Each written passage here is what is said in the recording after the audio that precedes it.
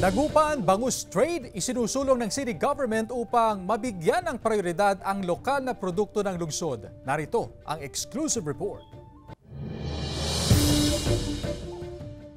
Dapat bigyang prioridad ang bangus Dagupan. Yan ang panawagan ng ilang bangus retailers at fish growers na apektado sa murang presyo ng bangus mula sa ibang bayan. Sa ngayon, umaabot sa 130 hanggang 150 pesos ang presyo ng kada kilo ng bangus Dagupan sa Magsaysay Fish Market. Medyo matumal po ang benta.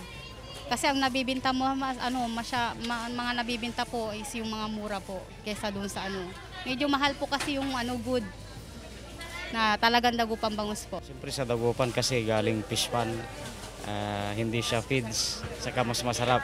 Upang mapangalagaan at maprotektahan ang industriya ng bangus, isinusulong ng city government ang exclusive Dagupan Bangus Trade na layong bigyang prioridad ang lokal na produkto ng lungsod, ang Dagupan Bangus. Mas maganda rin po kung mapapanatili po natin yung magandang presyo para hindi naman po malugi ang ating mga fish growers and of course para pagkilikin din po ng mga mamimili. Pinag-aaralan na ng city government at dumadaan sa masusing konsultasyon sa mga bangus growers at bangus operator ang proposed scheduling para sa exclusive Dagupan Bangus Trade.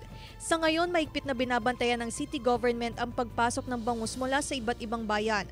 Bago po pumasok yung supplier ng bangus, may mga staff po tayo from Market Division and City Agriculture Office na nasa bungad para i-check yung kanilang auxiliary, mga permit para makapagbiyahe at makapasok po dito sa ating city. Kasama si Daryl Peralta, Claire Lacanilaw Dungka, One North Central Luzon.